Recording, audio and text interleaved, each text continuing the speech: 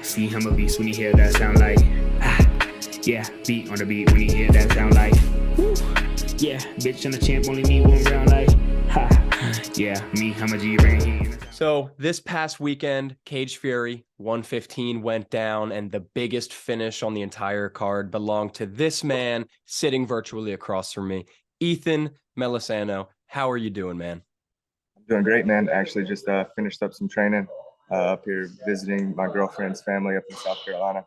So just literally got off the mats. I was going to say, dude, 5 days off the fight. It was only 47 seconds, so I guess it makes sense to already be back in training, yeah? Oh, yeah, absolutely. So, yeah, man, I mentioned you got the big dub over Evanuel Johnson, 47 seconds into the fight, a spinning back kick to the liver. I was watching. I was like, oh, he got it.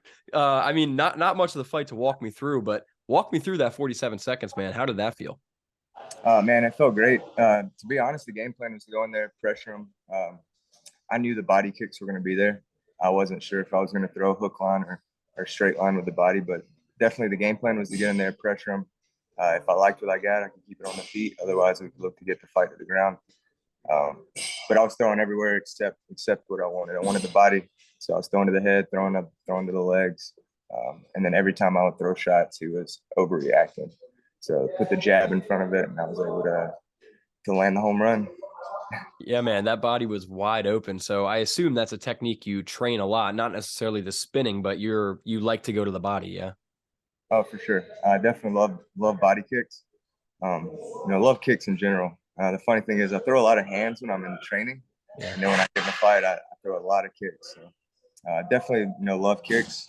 That's a technique I've been using for quite a while. Well, 2010 was when I learned that technique. So it paid off, man. Hell of a win. Congratulations to you. I think that was your first professional win, right? That was my professional debut.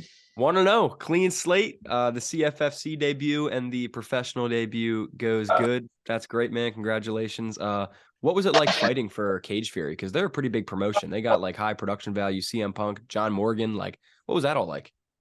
Man, that was the greatest promotion I fought for. I fought, all over the Southeast, and that is easily the best promotion I fought for. I was stoked, getting the opportunity to fight for them, especially, making my professional debut on the main card on UFC Fight Pass, which wasn't originally supposed to happen. I was on the prelims and I got bumped up, after weigh-ins. So yeah, super stoked to fight for them. They put on a great show. Zero complaints. That's great, man. It was very loud in there based on what it sounded like in UFC Fight Pass. And yeah, the Donovan Beard fight got pulled, so you guys got bumped up to the main card. So that was probably awesome. Yeah, I believe somebody missed weight as well. So I'm not sure if that. But yeah, got bumped up to the main card. So you usually train at Spartan Fitness, correct? I do. Where are you at right now? You mentioned you're at South Carolina. I'm in Greenville, South Carolina. I'm at Alliance Jiu-Jitsu. So just got some jiu-jitsu training in. Like I said, my girlfriend's originally from here. She fights as well. Yeah. She actually just got a fight booked for February 4th. But yeah, she's from here. So came up here to see her family and got some training while we're here. That's great, man. Thanksgiving time. Glad you can stay fresh in another great gym. Let's talk about Spartan MMA, though, because that's a killer gym. For the casuals who are watching who don't know, just name drop some of the people in that gym, some of your training partners, some of your coaches. Some of my training partners, Tyler Stevens, he's getting ready to make his professional debut here soon. Anna Crutchfield, Arthur and Pofu. Those are like my main training partners, closer to my weight class. We got a lot of smaller guys in there. The heavyweight classes, we got Walt Harris, Eric Anders trains out of there as well. Marcus Brimage was there when I originally got to the gym as well. So, put a few people in the UFC, for sure. Chris is what he does. Amazing. Absolutely stacked gym. One of the best in your area for sure. One of the best in the country overall. I actually noticed on the CFFC card 115, you shared it with one of your teammates, Rebecca Rottenberry, correct? Yeah, we did. So what was that like fighting on the same card? And you both got the dub. Was that great? Yeah, she always comes to put on a show, for sure. All of her fights look like that. She gets in there, she's game, she's ready to throw some hands, and she was able to pull off a 30-27. Yeah. So it was cool. It's always different. Your teammates go before you. You got to kind of separate yourself from that. I got my own fight to worry about. So, but I was out there in the crowd for sure, pulling her on. So full disclosure, her opponent, Taylor Samarco, I was definitely rooting for Taylor. I'm a Philly guy. I know Taylor. I know Andre. I know that gym a little bit. I interviewed Taylor.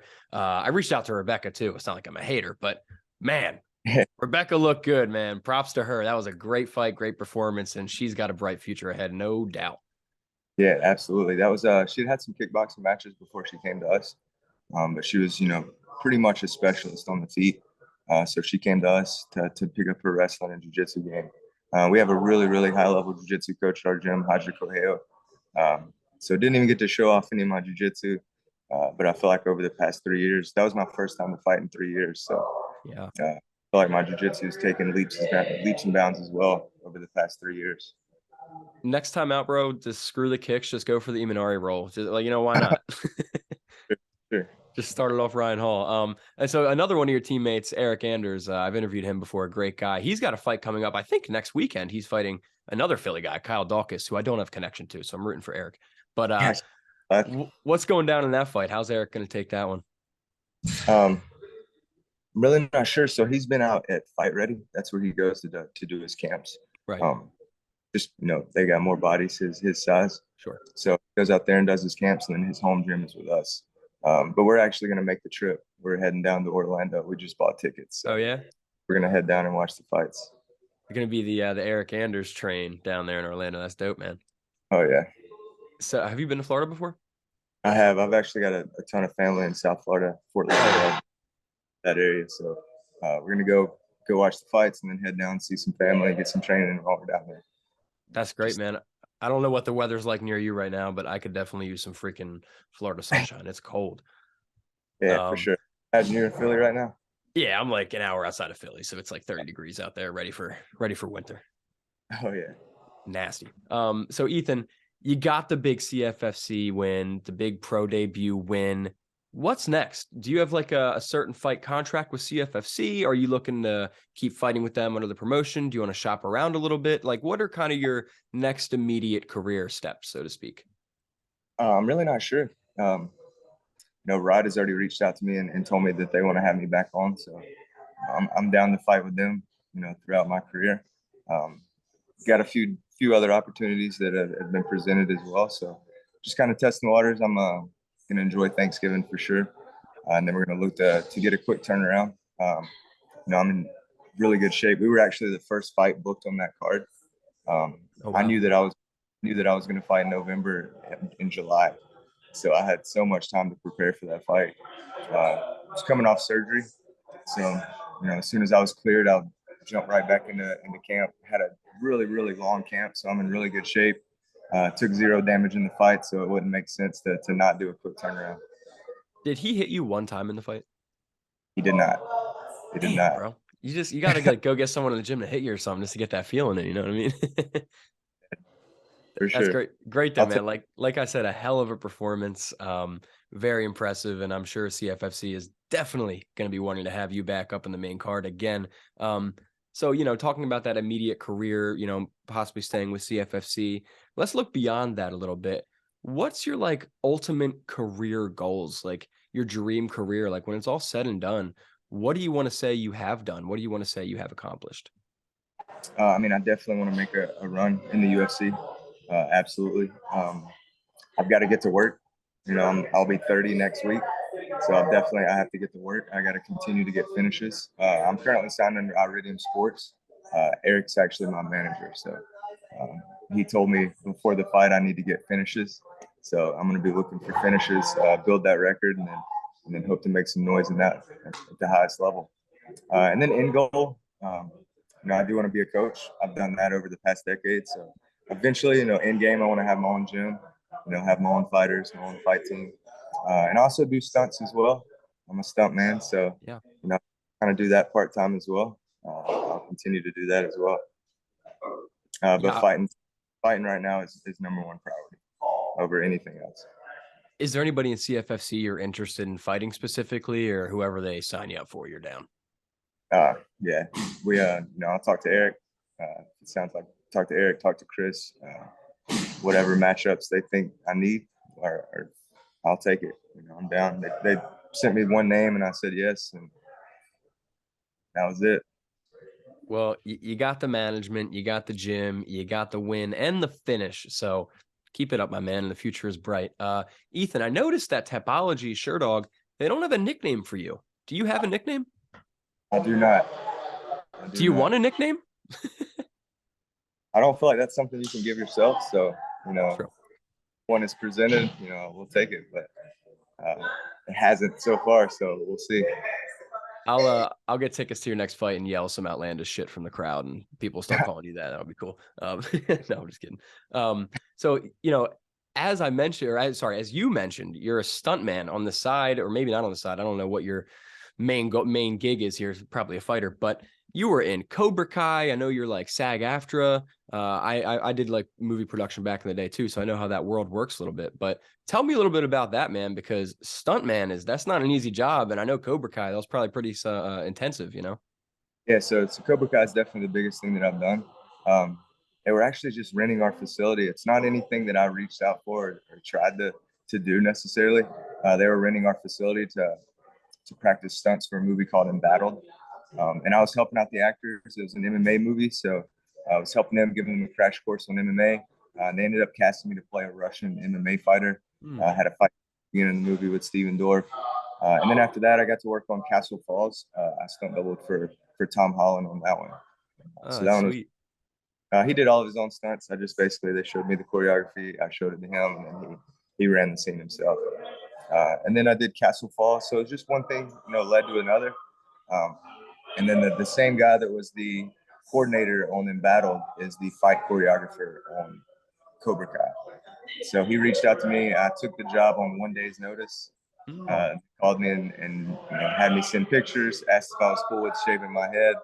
I told him, yeah. He said, cool, you got the job. It's for Cobra Kai. And after that, I was super stoked. Definitely a fan of the show. I really had no idea what I was even doing until I showed up, and they told me that I was doubling for Hawk. So, and then even then, I didn't know that it was going to be like a permanent gig. Apparently, he had a stunt double.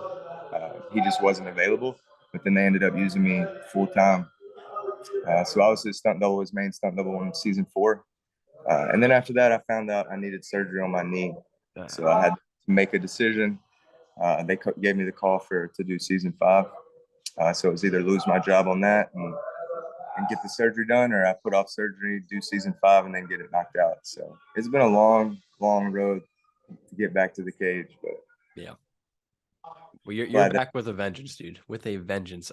But you like that like SAG set life? Because personally, dude, I hated it. I had to leave. I couldn't do the 12, 14, 16-hour days. I was just like, nah, man, you guys win. You like that life? Man, it can be a lot, but at the same time, they really just call me in to do stunts. So, while I'm there, I'm running choreography. Never bored when I'm there. But yeah, it can definitely be a lot. I can see how it can be a lot. But like I said, I just get the call to do the cool shit.